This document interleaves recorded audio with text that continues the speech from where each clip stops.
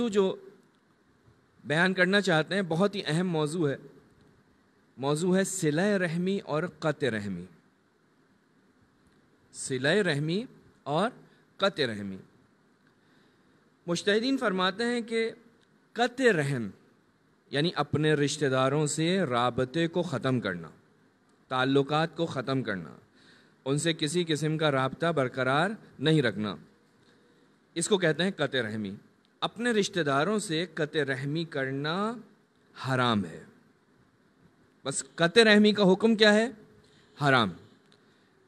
مجھے آپ کو یہ حق نہیں ہے کہ ہم اس کام کو انجام دیں. اگر ہم یہ کام کریں گے یعنی اپنے عزیز و اقارب، اپنے رشتہ داروں سے تعلقات کو ختم کریں گے تو ہم شریعت کی نگاہ میں ایک حرام میں مبتلا ہوں گے. اور اس کے جو دوسرے اثرات ہیں وہ تو بہت زیادہ ہیں.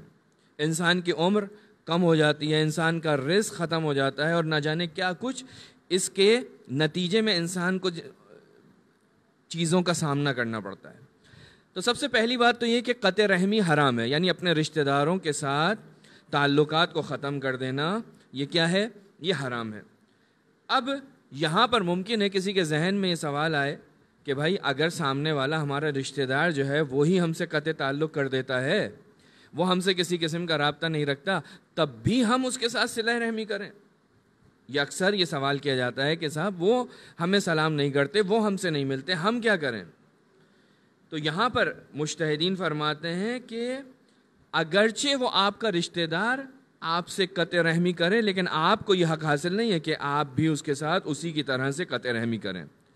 آپ نے رشتہ باقی رکھنا ہے، آپ نے صلہ رحمی کرنی ہے. اب ممکن ہے یہاں پر ایک سوال اور بھی پیدا ہو کہ صاحب وہ جو سامنے والا شخص ہے وہ نماز نہیں پڑھتا، میں بہت بڑا نمازی ہوں.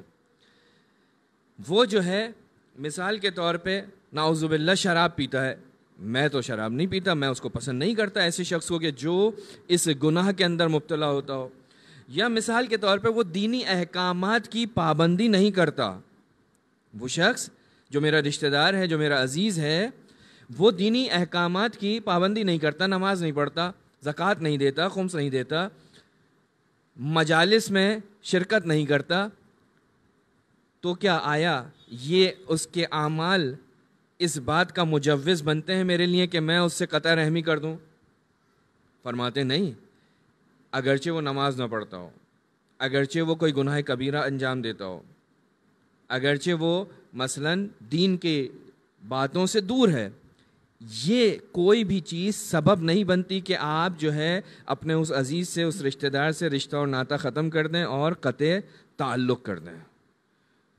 بس یہ بھی جواز نہیں بنتا قطع رحمی کا.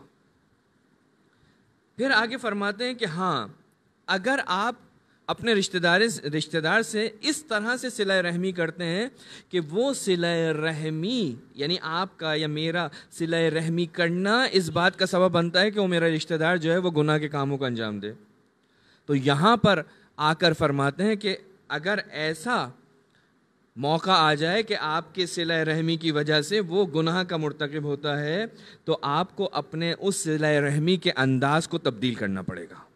بس یہاں پہ بھی آپ کو حق نہیں کہ آپ اس سے قطع رحمی کر بیٹھ جائیں. تو بس یہ مسئلے کا نتیجہ کیا ہوا، خلاصہ کیا ہوا؟ خلاصہ یہ کہ قطع رحمی کرنا حرام ہے، ولو یہ کہ سامنے والا آپ کے سے قطع رحمی کر کے بیٹھا ہو.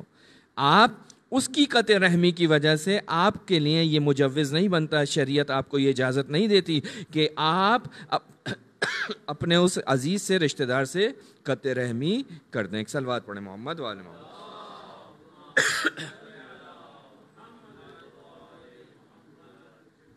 بس توجہ رہے، ایک بہت ہی اہم مسئلہ ہے یہ صلہ رحمی اور قطع رحمی کا.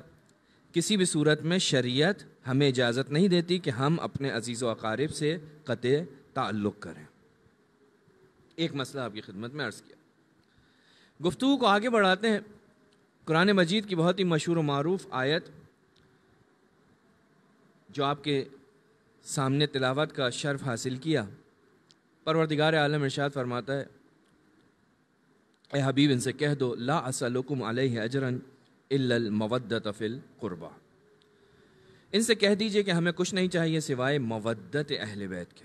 مودت کس کی مودت؟ قرابت داروں کی مودت و محبت کہ ہمیں تم سے اجر کے طور پر کچھ نہیں چاہیے. یقیناً قرآن مجید کے اندر اگر ہم مطالعہ کریں تو مختلف مقامات پر ہمیں یہ ملتا ہے کہ مختلف امتوں نے آ کر اپنے نبیوں سے اس بات کا تقاضا کیا، اے اللہ کے نبی آپ نے اتنی زحمتیں کیں، اتنی تکلیفیں اٹھائیں، اب ہم چاہتے ہیں کہ آپ کو اس کا صلہ دیں. قرآن کہتا ہے کہ سب نبیوں کا ایک ہی جواب تھا، کہا کہ ہمارا اجر پروردگار عالم کے اوپر. نہ تم نے ہمیں اس ذمہ داری کے لیے بلایا تھا، نہ ہم تمہارے کہنے سے یہاں پر آئے تھے. بالآخر عقلی بات ہے، نہ تم نے بلایا تھا نہ ہم تمہارے کہنے سے یہاں آئے تھے. ہم نے یہ جو کام کیا یہ پروردگار عالم کے حکم پہ کیا. لہٰذا اگر کسی کا حق بنتا ہے کہ وہ اجر رسالت کو ادا کرے، میری ان زحمتوں کا بدلہ دے، تو وہ ہے پروردگار کی ذات. لیکن جب رسول خدا حضرت محمد مصطفیٰ صلی اللہ علیہ وآلہ وسلم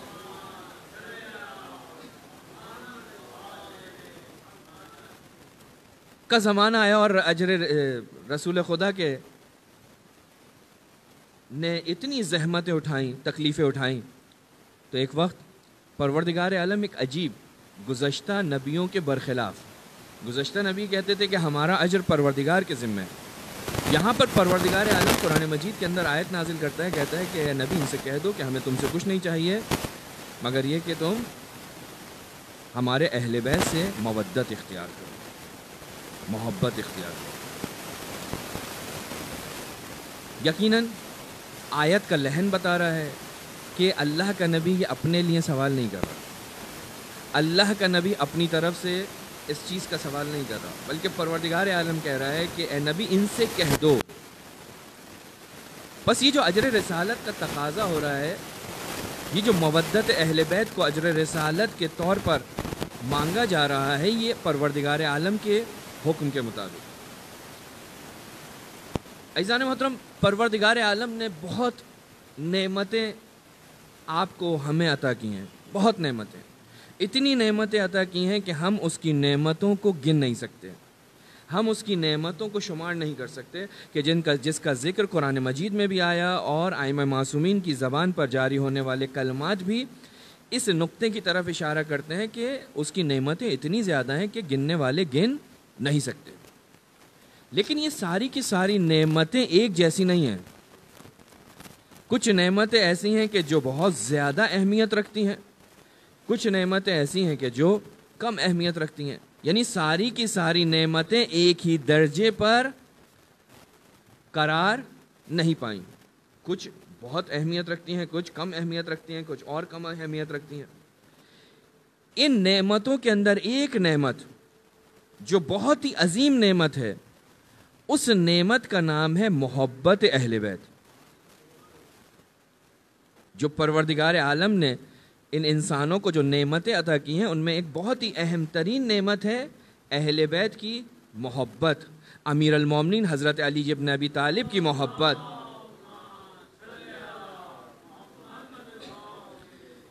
کہ جو پروردگار عالم نے آپ لوگوں کو عطا کی ہے، آپ کے دل میں جو محبت پائی جاتی ہے، یہ محبت اتنی اہم ہے کہ روایات میں معصومین فرماتے ہیں کہ جس کے دل میں اہل بیت کی محبت ہو وہ دنیا کا سب سے امیر ترین انسان ہے. یعنی دنیا کا امیر ترین انسان وہ نہیں کہ جس کے پاس دولت ہے، جس کے پاس خزانے ہیں، جس کے پاس مملکت ہے، جس کے پاس ریاست ہے، بلکہ روایت معصوم یہ کہتی ہے کہ دنیا کا امیر ترین شخص وہ ہے کہ جس کے دل میں اہل بیت علیہم السلام کی محبت پائی جاتی ہے. یہ وہ سرمایہ ہے، عظیم سرمایہ. کون سا سرمایہ؟ کہ جو رسول اور اولاد رسول کی محبت کے صورت میں آپ کے دلوں میں پایا جاتا ہے. اس سے زیادہ اہم ترین چیز کوئی نہیں ہے. یہ محبت پاک دلوں کے اندر آتی ہے، پر یہ اپنا بسیرا نہیں بناتی، اپنا گھر نہیں بناتی، بلکہ یہ محبت اس دل میں آتی ہے جس دل کے اندر یہ طاقت ہو، یہ گنجائش ہو، اور وہ طاقت اور گنجائش کا نام ہے طہارت، پاکیزگی۔ جہاں طہارت ہوگی، جہاں پاکیزگی ہوگی، وہاں پر یہ محبت واقع ہوتی ہے۔